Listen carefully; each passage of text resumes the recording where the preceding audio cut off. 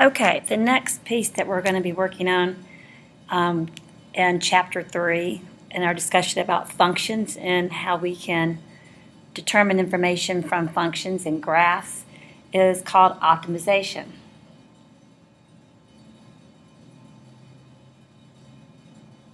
And today you're going to need your worksheet that says optimization problems and your calculator and these notes.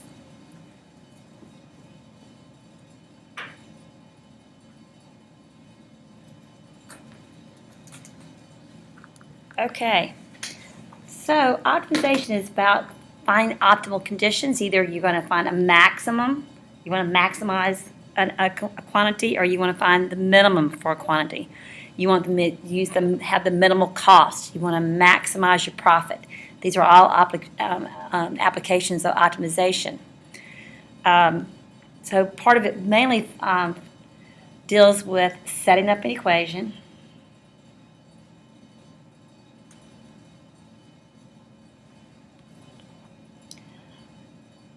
writing the equation as a function of one quantity,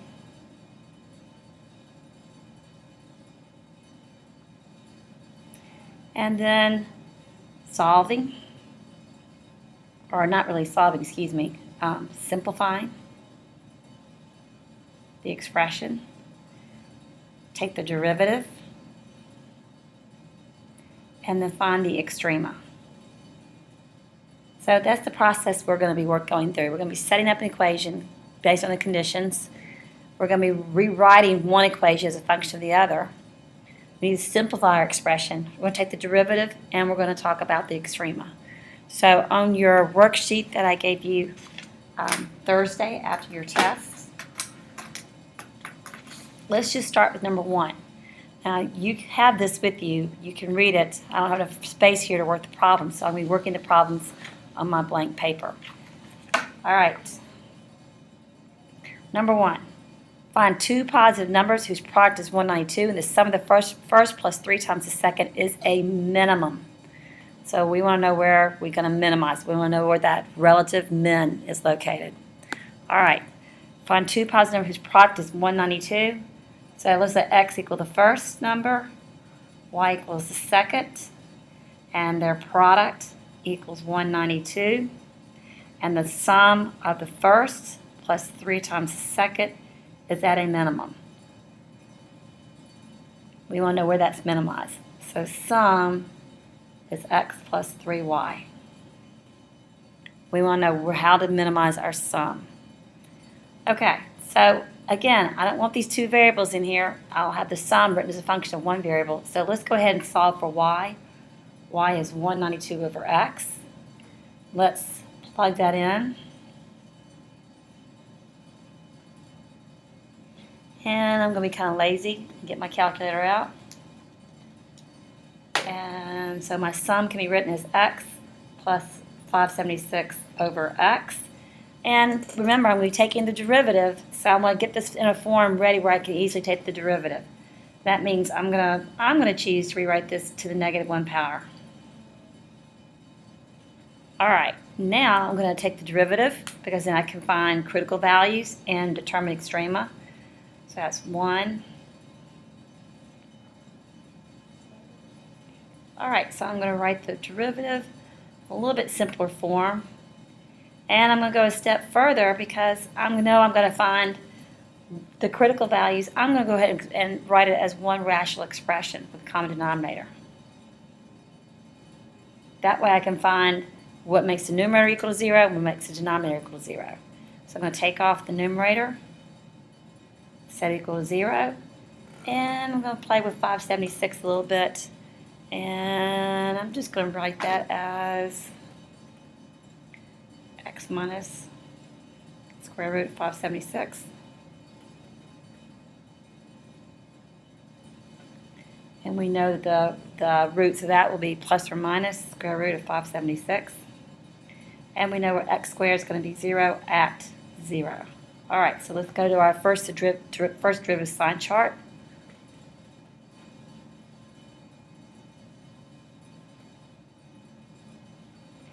And my factors are the factors for the numerator and then the denominator.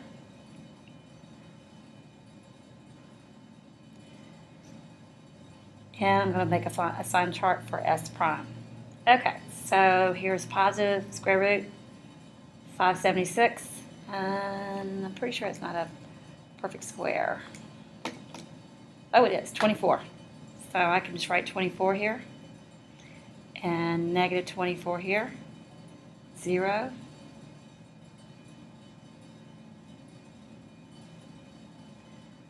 All right, so everything's in the correct order. My x term wasn't after the negative sign, so these are all negatives, positives. Same going this way, and then all positives, because when you square any number, it becomes a positive.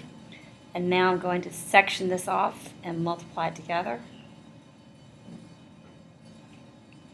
All right, so negative times a negative positive would be positive, negative, negative, and then positive. I want to find where I have a relative min, because I want to find how I minimize two positive numbers whose product is 192, and the sum of the first plus 3 times the second is a minimum. So to find the relative min, you look where your sign chart changes from a negative to a positive. That happens at 24. So x would equal 24. And then going back to my original question, y equals 192 over 24. And I'm going to take the easy way out again. And that is 8. So my values are 24 and 8 that have a product of 192.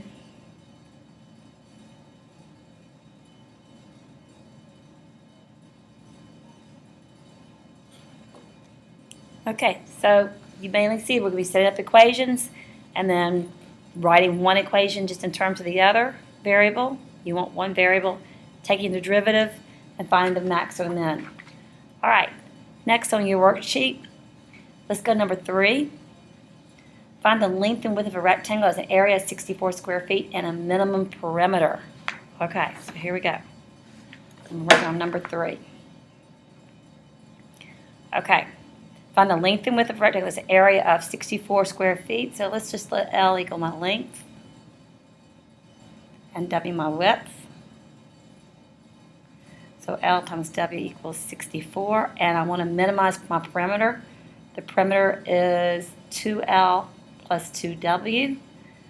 I'm just going to solve for W up here. So P equals 2L, and making my substitution.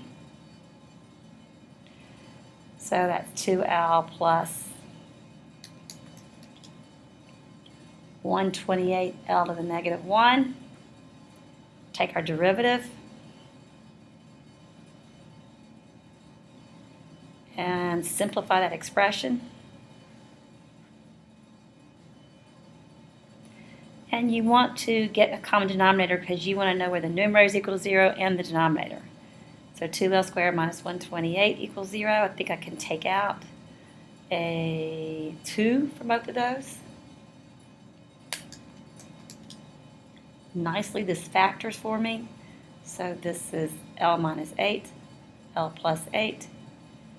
And make my first derivative sign chart.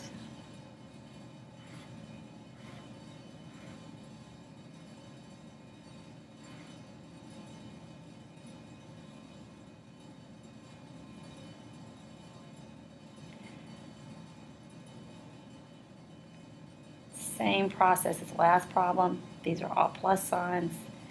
And I'm going to get positive and negatives, and then positive. I want to find where my perimeter is at a minimum.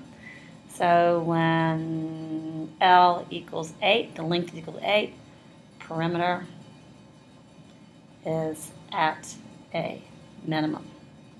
And you can go back and find W. So W equals 64 over 8. So that's going to be 8 also. When the length and width are at 8, my perimeter is going to be a minimum. Let's look at number 4 on this worksheet. Find the point on the graph of the function y equals square root of x that's closest to the point 4, 0. Okay, so here's my equation. I want to be closest to 4, 0. Okay, so if I'm thinking about what's closest, that means I'm looking at distance. If I'm thinking about distance, then I'm going to use the distance formula because I have to have an equation. So that means that any point on here that's closest to 4, 0, I need to find the point that's closest to 4, 0.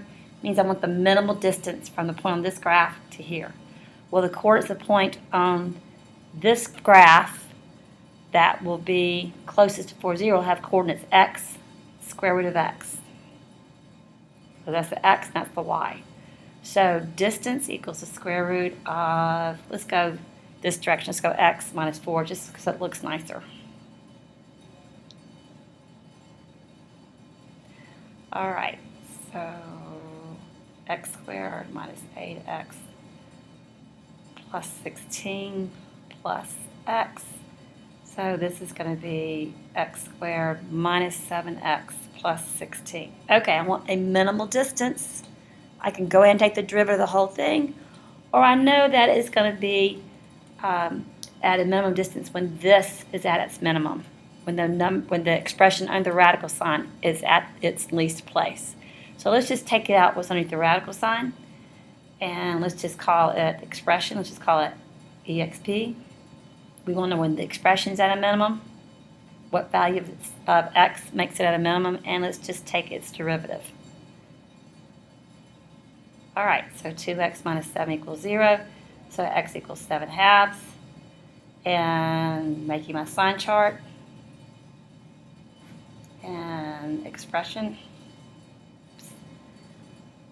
So that'd be negative and positive, so it would be a min when x equals 7 halves. So when x equals 7 halves and y equals square root of 7 halves, the distance from 4, 0 to this graph is at a minimum. All right, your homework's listed on your assignment calendar. Go ahead and work on that for class on Friday.